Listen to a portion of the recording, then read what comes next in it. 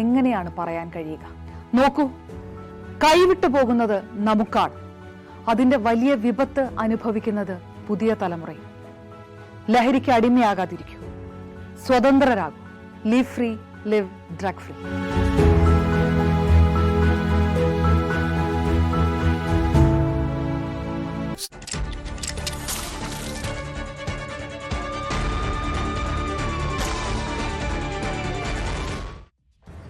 കൊല്ലം പുത്തൂരിലെ 3 കുരുന്നുകളുടെ നിലവിളി ഇപ്പോഴും ചെവികളിൽ മുഴങ്ങുന്നുണ്ട്. ആൺസുഹൃത്തുമായി വഴക്കിട്ട് കിണറ്റിൽ ചാടിയ അർച്ചന എന്തുകൊണ്ടാണ് അവളുടെ മക്കളെക്കുറിച്ചൊന്ന് ചിന്തിക്കാതിരുന്നത്? അതും പോട്ടെ, 23 വയസ്സ് പ്രായമുള്ള കാമുകനെ 2 പെൺമക്കളുള്ള യുവതി വീട്ടിൽ താമസിപ്പിച്ചപ്പോൾ മനസ്സിലാകും കുട്ടികളോടുള്ള അവളുടെ സ്നേഹം. വഴിവിട്ട ബന്ധവും ആൺസുഹൃത്തിൻ്റെ മദ്യപാനവും കലഹവും അർച്ചനയുടെ ജീവിതം മാത്രമല്ല തകർത്തത്, ആ കുരുന്നുകളുടെ ഭാവി കൂടിയല്ലേ.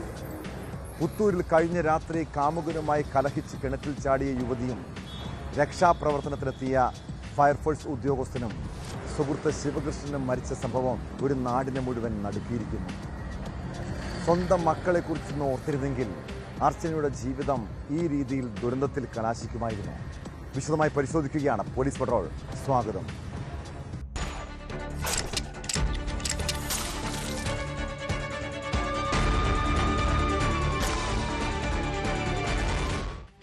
പറക്കമുറ്റാത്ത പ്രായത്തിൽ 3 കുരുന്നുകളെയും അച്ഛൻ ഉപേക്ഷിച്ചതാണ്. പിന്നെ അമ്മയുടെ വഴിവിട്ട ജീവിതം, ഒടുവിൽ അമ്മയുടെയും ആൺസുഹൃത്തിൻ്റെയും കൂട്ടമരണം. കൊല്ലം പുത്തൂരിലെ വീട്ടിൽ കഴിഞ്ഞ രാത്രി മക്കളുടെ മുന്നിൽ വെച്ചാണ് അർച്ചനയും ആൺസുഹൃത്ത് ശിവകൃഷ്ണനും തമ്മിൽ വഴക്കുണ്ടായത്. വീട്ടിൽ മദ്യപിച്ചെത്തിയ യുവാവ് അർച്ചനയെ ക്രൂരമായി മർദ്ദിച്ചു. ഇതെല്ലാം കണ്ട് മക്കൾ നിലവിളിച്ചെങ്കിലും അയാൾ മർദ്ദനം തുടർന്നു. അതോടെയാണ് അർച്ചന കിണറ്റിലേക്ക് എടുത്തു ചാടിയത്. ഉടൻ ശിവകൃഷ്ണൻ ഫയർഫോഴ്സിനെ ഫോൺ വിളിച്ച് വിവരമറിയിച്ചു. ഫയർഫോഴ്സ് ഉദ്യോഗസ്ഥൻ സോണി കിണറ്റിലിറങ്ങുമ്പോൾ അർച്ചനയ്ക്ക് ജീവനുണ്ടായിരുന്നു. രക്ഷാപ്രവർത്തനത്തിനിടെ കിണറ്റിൻ്റെ കൈവരിയുടെ ഒരു ഭാഗം ഇടിഞ്ഞു വീണ് വൻ ദുരന്തം സംഭവിക്കുന്നു. ഫയർഫോഴ്സ് ഉദ്യോഗസ്ഥൻ സോണിയുടെയും അർച്ചനയുടെയും സുഹൃത്ത് ശിവകൃഷ്ണൻ്റെയും മരണത്തിനൊപ്പം അനാഥരായ കുട്ടികളും നാടിന് കണ്ണീരാണ്.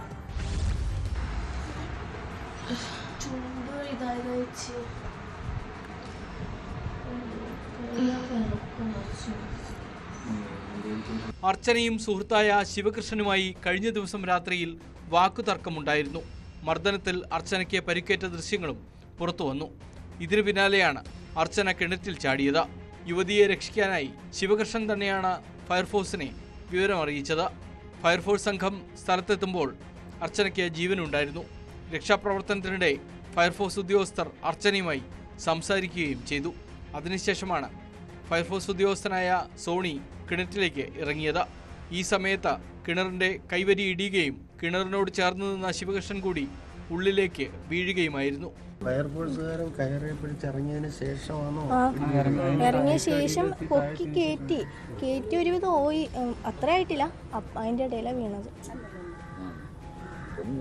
പൊങ്ങി പിന്നെ ഇങ്ങനെ വലിക്കാനിടയിൽ ഇത് ഇടിഞ്ഞ് കട്ട ഇടിഞ്ഞപ്പോൾ ഒരു കട്ട ഇടിഞ്ഞ് ഒരാൾക്ക് ഇതായി. പിന്നെ ബാക്കികൾ ഒന്നുകൂടി അമർത്തി വലിച്ചപ്പോഴേക്കും ബാക്കി കട്ടകളായപ്പോൾ ഇവിടെ നിന്ന് അവനും കൂടി വീണ്. അതാണ് പറ്റിയത്. ഞാൻ ഈ അറ്റത്തായിരുന്നു, പക്ഷെ എൻ്റെ അടുത്ത് നിന്ന സാറും ഇങ്ങനെ വലിച്ച്, അയാൾ സാറ് വീഴാൻ പോയപ്പോൾ വലിച്ചതാണ്.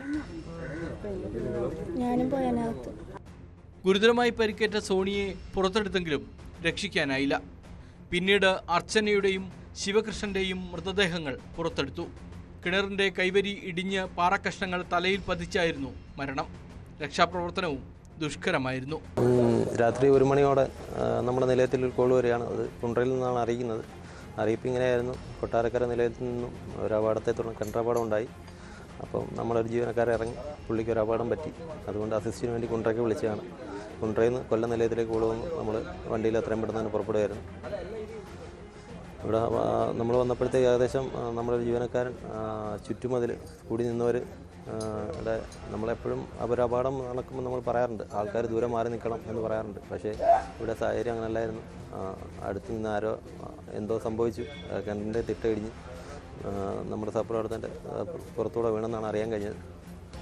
അപ്പോൾ അങ്ങനെ നമ്മുടെ സഹപ്രവർത്തകന് പരിക്ക് പറ്റി. അതുകൊണ്ട് ഞങ്ങൾ എത്രയും പെട്ടെന്ന് തന്നെ അവിടുന്ന് എത്തി ഇവിടെ എത്തിയപ്പോഴത്തേക്കും നമ്മളെ കൊണ്ടുവന്ന നിലയും കൊട്ടാരക്കര നിലയും അത്യാവശ്യം അടിസ്ഥാന സൗകര്യങ്ങൾ ഇവിടെ നമുക്ക് വേണ്ട ഇറങ്ങാൻ വേണ്ട സാഹചര്യങ്ങൾ ഒരുക്കി റെഡിയായി നിൽക്കുകയായിരുന്നു. അപ്പോൾ വന്ന വഴി നമ്മൾ തന്നെ റെഡിയായി വന്നു. ഏകദേശം 19 മീറ്ററോളം താഴ്ചയുള്ള കിണറായിരുന്നു. ശിവകൃഷ്ണൻ അർച്ചനയെ മർദ്ദിച്ചതിൻ്റെ ഫലമായിട്ടാണ് അർച്ചന അർദ്ധരാത്രിയോടുകൂടി കിണറ്റിൽ ചാടുകയും ഫയർഫോഴ്സ് സംഘം രക്ഷിക്കാനെത്തി. രക്ഷിച്ച് ഏകദേശം മുകളിലെത്തിയ സമയത്താണ് ഇതിൻ്റെ കിണർ ഇടിഞ്ഞ് ഒരു 3 പേരും താഴോട്ട് പതിച്ചതെന്നാണ് ഇവിടെ രക്ഷാപ്രവർത്തനത്തിലുണ്ടായിരുന്ന നാട്ടുകാരടക്കം പറയുന്നത്. ശിവകൃഷ്ണന്റെ ഭാഗത്തു നിന്നുണ്ടായ അശ്രദ്ധയാണ് അപകടത്തിന് കാരണമായത്. കിണറിന്റെ സമീപത്തേക്ക് വരരുത് എന്ന ഫയർഫോഴ്സ് സംഘം മുന്നറിയിപ്പ് നൽകിയിരുന്നു. ഇത് ഇയാൾ അനുസരിച്ചില്ല. മദ്യലഹരിയിലായിരുന്ന ശിവകൃഷ്ണൻ മുന്നറിയിപ്പ് അവഗണിച്ച് കിണറിന്റെ സമീപത്ത് എത്തുകയായിരുന്നു. ഇയാൾ നിന്ന ഭാഗത്താണ് കൈവരിയിടിഞ്ഞ് താഴേക്ക് വീണത്. ഇവിടെ ഏകദേശം 5 വർഷത്തോളം ആകുന്നതേ ഉള്ളൂ. ലൈഫ് ഭവന പദ്ധതി പ്രകാരം നിർമ്മിച്ച കെട്ടിടമാണ്.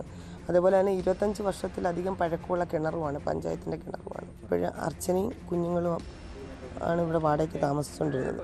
ഇപ്പം നിലവിൽ അവരുടെ ഭർത്താവ് ഇപ്പം ഏകദേശം 2-3 മാസമായിട്ടേ ഉള്ളൂ ഇവിടെ ഈ വിവാഹം കഴിഞ്ഞിട്ട്.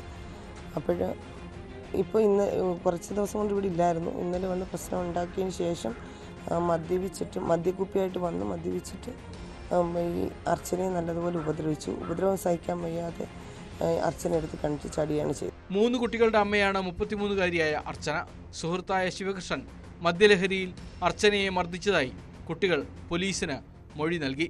സംഭവത്തിൽ തുടർ നടപടികൾ സ്വീകരിക്കുമെന്ന് റൂറൽ ജില്ലാ പോലീസ് മേധാവി അറിയിച്ചു.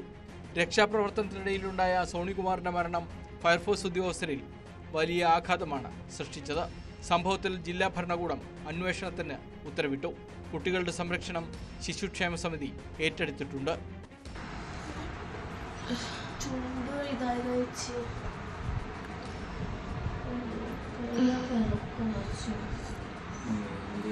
ന്യൂസ് 18 കൊട്ടാരക്കര. നിർധന